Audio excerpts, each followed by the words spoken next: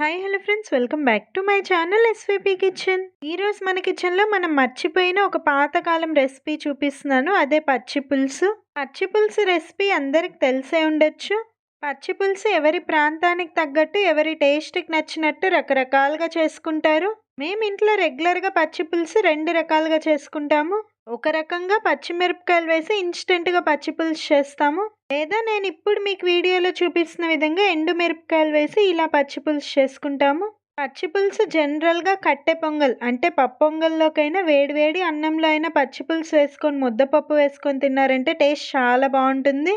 చిన్న వీడియోనే కదా, వీడియో ఎవరు స్కిప్ చేయకుండా ఎండ్ వరకు చూడండి. ఒక ప్యాన్లో 2 టీ స్పూన్లు ఆయిల్ని హీట్ చేసుకొని 8 ఎండు మిరపకాయలని ఇలా తుంచుకొని వేస్తున్నాను. మిరపకాయలు మాడిపోకుండా లో ఫ్లేమ్లోనే 3 నిమిషాల పాటు క్రిస్పీగా అయ్యేంత వరకు బాగా ఫ్రై చేసుకోండి.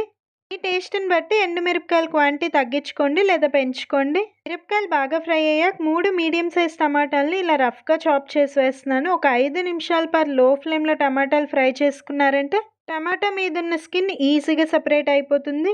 ఫ్రై చేసుకున్న ఎండు మిరపకాయలు టమాటాలని ఒక గిన్నెలోకి తీసుకోండి.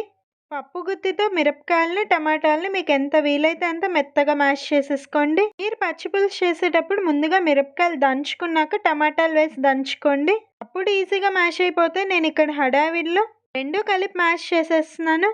నేను వీడియో క్లిప్లో చూపిస్తున్న విధంగా సాఫ్ట్గా మ్యాష్ చేసేసుకోండి. చిన్న నిమ్మకాయ సైజ్ అని చింతపండు నానబెట్టుకొని పల్చటి చింతపండు రసం తీసుకున్నాను. పచ్చి పులుసు పల్చగానే ఉండాలి, అందుకని పల్చటి చింతపండు రసమే వేసుకోండి. మీరు పచ్చి పులుసు చేసే క్వాంటిటీని బట్టి ఎండుమిరపకాయలు అండ్ చింతపండు క్వాంటిటీని పెంచుకోవచ్చు, తగ్గించుకోవచ్చు. 1 టీ స్పూన్ ఉప్పు, 1/2 టీ స్పూన్ వేయించిన జీలకర్ర పొడి వేస్తున్నాను. ఫైనల్గా పచ్చి పులుసులోకి స్టార్ ఇంగ్రీడియంట్ సన్నగా తరిగిన ఉల్లిపాయ ముక్కలు వేసుకొని ఒకసారి బాగా మిక్స్ చేసుకోండి. కన్సిస్టెన్సీ నేను వీడియో క్లిప్లో చూపిస్తున్న విధంగా ఉంటే సరిపోతుంది. అంతే, సింపుల్ అండ్ టేస్టీ పచ్చి పులుసు రెడీ.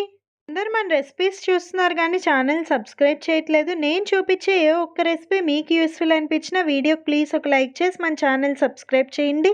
పచ్చి పులుసుని ఇప్పుడు ఒక బౌల్లోకి సర్వ్ చేసేస్తున్నాను. ఇంట్లో కూరగాయలు ఏమీ లేనప్పుడు 10 నిమిషాల్లోనే ఇన్స్టెంట్గా ఈ టేస్టీ పచ్చి పులుసు చేసుకోండి. చాలా టేస్టీగా ఉంటుంది. మేము ఎప్పుడూ పప్పు పొంగల్లోకి ఇలా పచ్చి పులుసే చేసుకుంటాము. ఎప్పుడైనా రేర్గా పల్లి చట్నీ చేసుకుంటాము. మీరు పప్పు పొంగల్లోకి ఎప్పుడు పల్లి చట్నీ చేసుకుంటున్నారా? ఈసారి ఎప్పుడైనా పొంగల్లోకి ఇలా పచ్చి పులుసు ట్రై చేయండి. టేస్ట్ అండ్ ఫ్లేవర్ మీకైనా మీ ఇంట్లో వాళ్ళకైనా ఖచ్చితంగా నచ్చుతుంది. మేమైతే ఇలా కట్టె పొంగల్ అండ్ పచ్చి పులుసు కాంబినేషన్ని హ్యాపీగా ఎంజాయ్ చేసాము. నా స్టైల్లో పచ్చి పులుసు ఒక్కసారి ట్రై చేసి ఎలా వచ్చిందో నాకు తప్పకుండా కమెంట్ చేయండి. అలాగే మీకు ఇంకా ఏం రెసిపీస్ కావాలో కమెంట్స్లో అడగండి. మీరు అడిగిన రెసిపీస్ తప్పకుండా పోస్ట్ చేస్తాను. మీకు వీలైతే మన ఛానల్ ఇన్స్టాగ్రామ్లో కూడా ఫాలో అవ్వండి, లింక్ డిస్క్రిప్షన్లో ఇస్తున్నాను.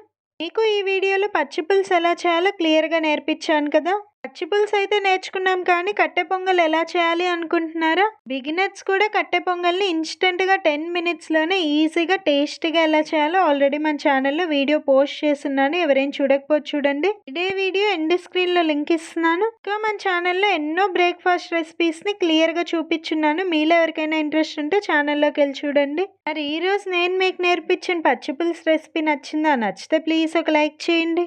మీకు వీలైతే నా రెసిపీని మీ ఫ్రెండ్స్ అండ్ ఫ్యామిలీ మెంబర్స్కి షేర్ చేయండి. మరెన్నో ఇలాంటి ఇంట్రెస్టింగ్ రెసిపీస్ మీరు నేర్చుకోవాలంటే మన ఛానల్ తప్పకుండా సబ్స్క్రైబ్ చేసి పక్కనే ఉన్న బెల్ ఐకాన్ని యాక్టివేట్ చేయండి.